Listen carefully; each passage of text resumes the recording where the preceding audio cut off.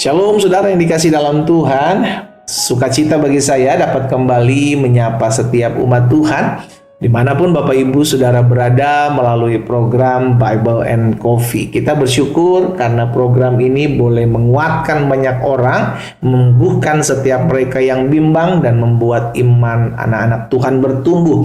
Karena Alkitab jelas katakan iman timbul dari pendengaran dan pendengaran terhadap firman Kristus. Dimanapun Bapak Ibu Saudara berada saat yang indah ini, saya ajak setiap kita untuk sama-sama kembali merenungkan firman Tuhan. Kita berdoa, kita datang sama Tuhan.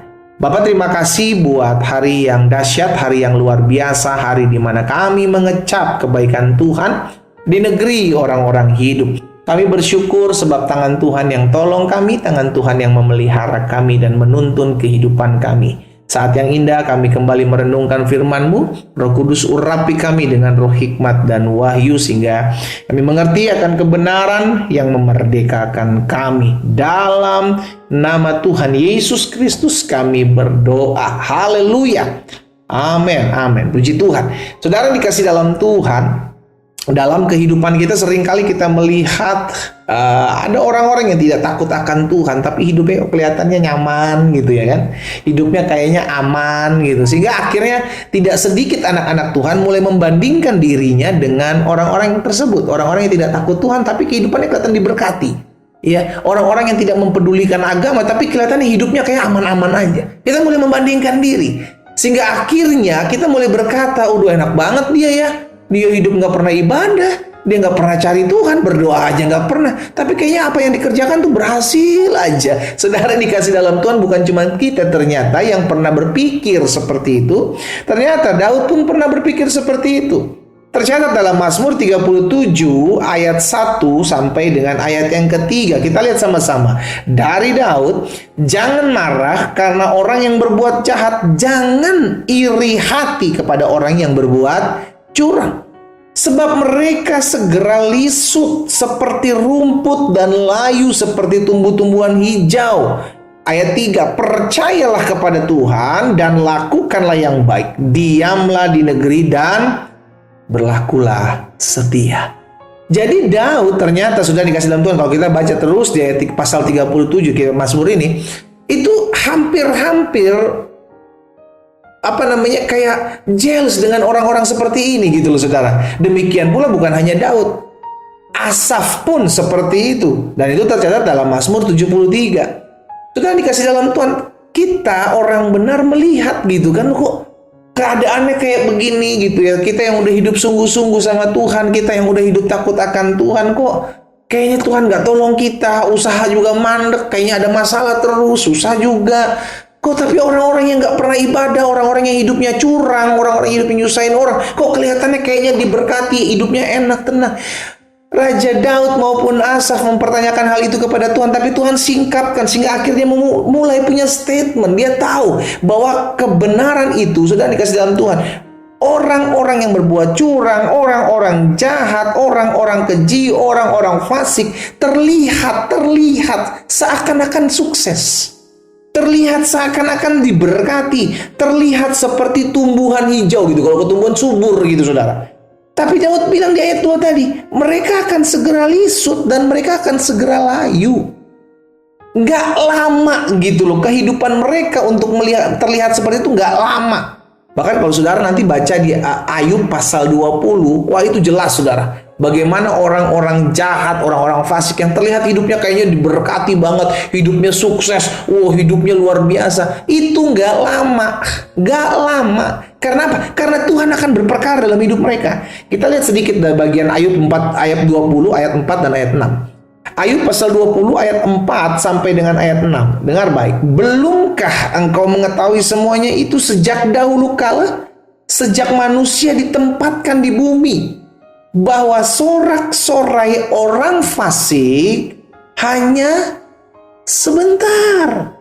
Gitu loh, hanya sebentar saja. "Dan sukacita orang durhaka hanya sekejap mata." Kelihatannya sukacita, kelihatannya bersorak-sorai, kelihatannya bahagia, tapi hanya sebentar, hanya sekejap mata. Ayat 6 dikatakan, "Walaupun angkuhnya sampai ke langit, kepalanya mengenai awan." gitu loh. Saking tinggi hatinya sampai kena awan gitu kepalanya saudara. Saking sombongnya angkuhnya itu sampai ke langit.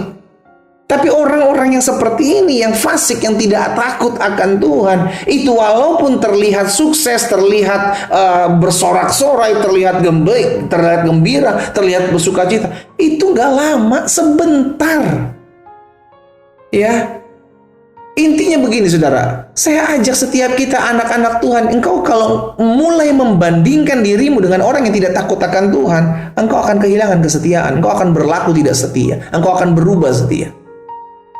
Itu sebabnya tadi Raja Daud bilang bahwa percayalah kepada Tuhan saja, tetap aja lakukan yang baik, diam di negeri, dan tetaplah berlaku setia. Kalaupun Tuhan belum tolong kita, kalaupun kita belum melihat kebahagiaan, belum melihat keberhasilan, belum melihat pertolongan Tuhan, it's okay. Semua ada proses waktunya, dan segala sesuatu yang didapati dengan cepat akan hilang cepat. Hati-hati, bagian kita tetaplah setia. Kalau Tuhan mau memberkati kita, terlalu mudah untuk Tuhan memberkati kita. Kalau Tuhan mau memulihkan, menolong kita, terlalu mudah. Tetapi Tuhan bukan Tuhan yang gampang diatur-atur seperti itu, saudara. Tuhan mau setiap kita dibentuk, Tuhan mau setiap kita diproses, Tuhan mau setiap kita didewasakan melalui kesulitan, melalui masalah, melalui pergumulan hidup. Tuhan mau kita diproses. Bagian kita tetap berlaku setia, karena ketika kita mulai membandingkan diri, ingat di dunia ini ada banyak orang-orang jahat yang hidupnya terlihat sukses, orang tipsani gitu kan, tipu sana tipu sini, oh kaya, iya kan, tapi hidupnya dapat ketenangan enggak? Kalaupun dia bisa menikmati, Alkitab katakan dia tidak bisa lama bertahan. Hari ini saya ajak setiap anak-anak Tuhan yang punya pikiran seperti itu, lebih baik saya tinggalin Tuhan aja deh. Kalau saya ikut Tuhan kok katanya susah banget, udah lebih baik saya tinggalin Tuhan aja lah. Saya beribadah, berpuasa setiap hari, saya datang ke gereja. Tapi kok kayaknya hidup orang susah, orang yang gak pernah ke gereja kayaknya lebih diberkati. Hari ini cabut keinginanmu itu dalam nama Yesus. Karena mereka sedang menuju kepada kehancuran. Sebentar saudara, sebentar. Saya ajak setiap kita umat Tuhan, ayo tetap setia, tetap setia, tetap setia. Lakukan apa yang sesuai dengan firman. Lakukan apa yang sesuai dengan ketetapan dan kerinduan Tuhan untuk kita kerjakan. Tuhan yang tolong kita, Tuhan yang pulihkan. Dan kalau Tuhan yang berkati, firman Tuhan katakan apa yang Tuhan berkati akan tetap diberkati. Tidak ada yang bisa mengambil berkat Tuhan dalam hidup saudara dan saya. Tetaplah berlaku setia di jalan Tuhan. Kita berdoa, kita datang sama Tuhan. Bapa, dalam nama Yesus, ampuni setiap kami jika didapati dalam pikiran kami untuk berubah setia oleh karena kami melihat perbandingan antara kami yang hidup takut akan Tuhan dengan orang-orang yang tidak hidup takut akan Tuhan. Hari ini Tuhan, hamba berdoa dalam nama Yesus. Tuhan, cabut setiap keinginan-keinginan dalam pikiran dan hati anak Tuhan yang mendengarkan firman-Mu saat ini. Dan hamba berdoa biar kuasa Tuhan yang memampukan kami untuk tetap berlaku setia, untuk tetap percaya kepada Tuhan, untuk tetap diam dan lakukan apa yang baik. Satu persatu Tuhan jamah di rumah kami masing-masing. Dimanapun kami berada, kami tahu firman-Mu berkuasa. Hamba juga berdoa buat yang sakit, karena hamba percaya Allah disampaikan firman, disembuhkan mereka dalam nama Yesus. Yang berbeban berat, Tuhan beri kelegaan. Yang takut, yang khawatir, yang cemas, Tuhan beri kekuatan, damai sejahtera. Hamba berdoa demi nama Tuhan Yesus Kristus. Aku ucapkan berkat. Haleluya. Amin.